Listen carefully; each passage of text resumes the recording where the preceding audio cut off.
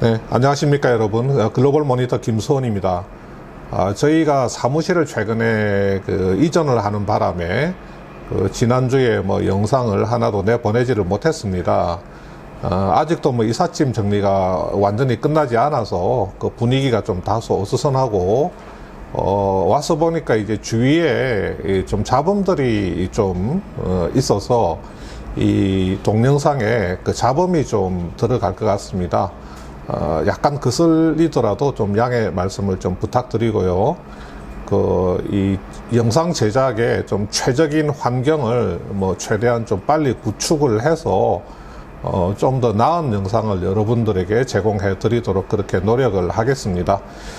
자, 오늘은 여러분들 잘 아시는 둔촌 주공 재건축 사업에 대해서 간단하게 말씀을 드려보겠습니다.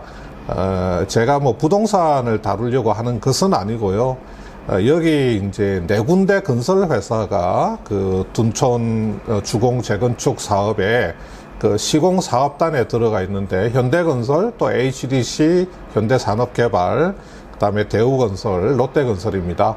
이 3개 건설사가 상장 회사죠. 그런데 여기가 좀 잡음도 많이 나고 있고, 단군 이래 사상 최대 재건축 단지라고 하는데, 지금 공사가 전면 중단되면서 건설사하고 또 시공사 간에 거의 지금 싸움이 장난이 아니게 벌어지고 있는 그런 형국이고, 또 건설사에 미치는 여러 가지 또 재무적인 영향이 또 있을 수도 있기 때문에 그런 점들에 대해서 전반적으로 한번 말씀을 드려보겠습니다. 우선 자료 화면을 한번 보시겠습니다. 화면을 한번 보시면요.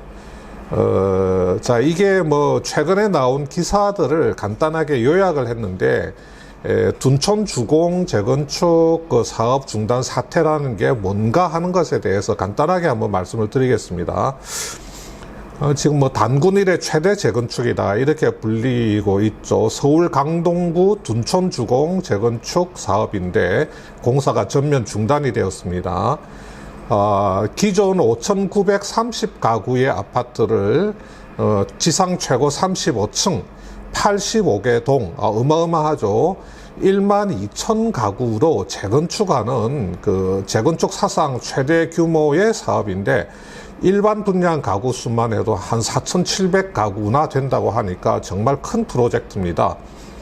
시공건설단에는 현대건설, HDC, 현대산업개발, 대우건설, 롯데건설이 이렇게 들어가 있는데, 이 시공단이 밝히기를 공사비 증액 계약을 지켜라 하면서 4월 15일부터 공사 전면 중단에 들어갔습니다. 그렇게 하니까 하루 뒤에 재건축 조합이 총회를 열어서 시공단과 맺었던 공사비 증액 계약을 무효화시켜 버렸습니다. 그런데 이 무효화된 계약이 이게 뭐냐면, 자, 재건축 공사비를 2조 6천억에서 3조 2천억 원으로 늘린다는 내용이죠. 자재 변경 또는 가구수 증가 이런 게 이유였습니다. 2020년 6월 당시에 재건축 조합이 시공단 건설사 4곳과 이렇게 재건축 공사비 증액 계약서에 서명을 했더랬습니다.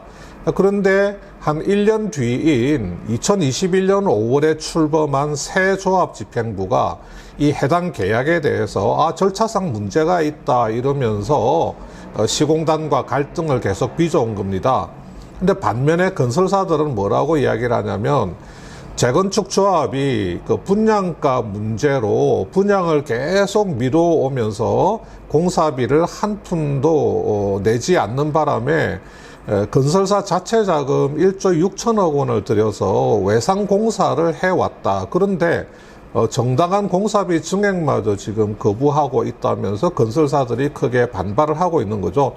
자, 다시 말해서 지금까지 2년간에 걸쳐서 공사비를 한 푼도 받지 못했다. 지금까지 공사에 들어간 돈 1조 6천억 원은 건설사가 지금 자체적으로 자금을 마련해서 공사를 해왔다. 이런 이야기입니다. 지금 현재 4월 15일 기준으로 공정률은 한 52%를 넘은 상태인데, 시공사들이 지금 공사를 중단하는 초유의 사태가 일어나 있는 상황이고요. 또 조합은 자, 계약 무효로 맞대응을 하면서 이런 그 파행적인 상황이 장기화할 가능성이 높아지고 있다. 그래서 조합 쪽에서 말하기를 공사가 열흘 이상 중단되면 시공계약 해지도 추진할 계획이다. 뭐 이런 상황이라는 겁니다. 그래서 제가 볼 때는 가장 궁금했던 게 뭐냐면 건설사들 주장이 있지 않습니까? 2년 동안 공사비를 한 푼도 못 받았다. 이게 과연 사실이냐 해서 한번 팩트 체크를 한번 해봐야 되겠다는 생각이 들었습니다. 그래서 21년, 21사업연도 사업보고서 재무제표하고 재무제표 뭐 주석 같은 것을 제가 한번 뒤져봤습니다. 우선 대우건설 한번 보겠습니다. 자, 둔촌 주공 재건축 사업에 지분율이 한 23.5% 정도 됩니다. 이렇게 지분율 23%를 가지게 되면 그 공사 도급 금액이 얼마냐면 7,588억 원입니다. 자, 이 둔촌 주공 재건축 사업에 대우건설 지분은 뭐 23.5%니까 한 4분의 1 정도 되겠죠. 그리고 대우건설 몫에 해당되는 그 아파트 건설 도급액이 7,588억 원이다. 이게 그 사업 보고서에 나와 있는 내용입니다. 지금 현재 공사 진행률은 26.5%입니다. 대우건설이 맡고 있는 부분의 공사 진행률은 26.5%니까 자, 대우건설이 얼마를 공사 누적 매출로 인식했느냐. 도급액 7,588억 원 곱하기 공사 진행률 26.5%를 하면 대우건설이 지금까지 누적적으로 인식한 매출액을 구할 수 있습니다. 이렇게 계산을 해보면 2천억 원 약간 넘는 돈이 나오거든요. 그래서 대우건설이 둔촌 주공 재건축에서 매출로 인식을 하고 있는 금액은 2천억 원이 조금 넘는다, 이런 결론인데, 자, 이 재무제표에 보면 미청구 공사로 2,014억 원이 잡혀 있습니다. 자, 미청구 공사로 2,014억 원이 잡혀 있다는 이야기는 매출로 인식한 한 2,010억 정도, 매출로 인식한 2,000억 원 넘는 돈 중에서 한 푼도 지금 공사비를 회수를 못했기 때문에 전액이 미청구 공사로 잡혀 있는 겁니다. 우리가 건설사가 공사를 하게 되면 공사 진행률에 따라서 그 공사의 매출을 인식을 하게 됩니다. 이렇게 회계상으로 인식한 매출액 중에서 발주처에 청구를 하게 되면 매출 채권이 생기게 되죠. 그런데 이 발주처에 청구를 못하는 그런 금액이 있습니다. 이것을 우리가 미청구 공사라고 하는데요. 이 미청구 공사가 생기는 이유는 뭐 공사 진행률, 공사 공정률에 대해서 발주처하고 그 시공사 간에 뭔가 이견차가 심하다든지 등등 여러 가지 이유로 인해서 아예 발주처에 청구조차 넣지 못한 금액을 말하는 겁니다.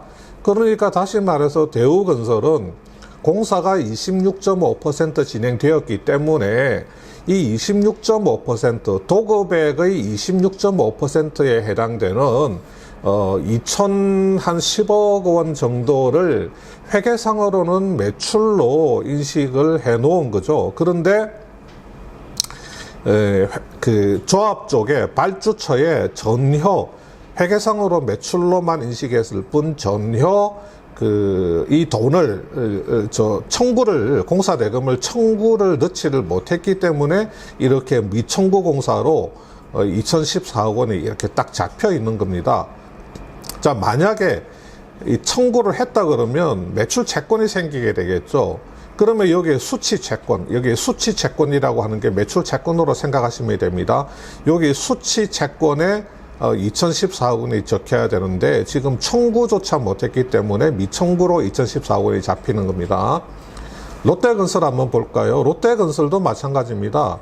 자, 수주 총액, 다시 말해서 도급액은 역시 똑같은 7,588억 원이고 롯데건설의 공사 진행률은 30.6%죠. 그런데 공사 미수금 중에서 미청구분과 청구분이 있는데, 공사 미수금 중에서 청구분은 매출 채권이 되지만 아예 청구조차 못한, 매출 채권조차 되지 못한 미청구분이 2,322억 원이나 잡혀 있습니다. 다시 말해서 회계상으로 둔촌주공 재건축 매출로 인식한 금액 중에서 지금 현재 한 푼도 받지를 못하고 있다. 이런 게 재무제표를 통해서 입증이 되는 겁니다.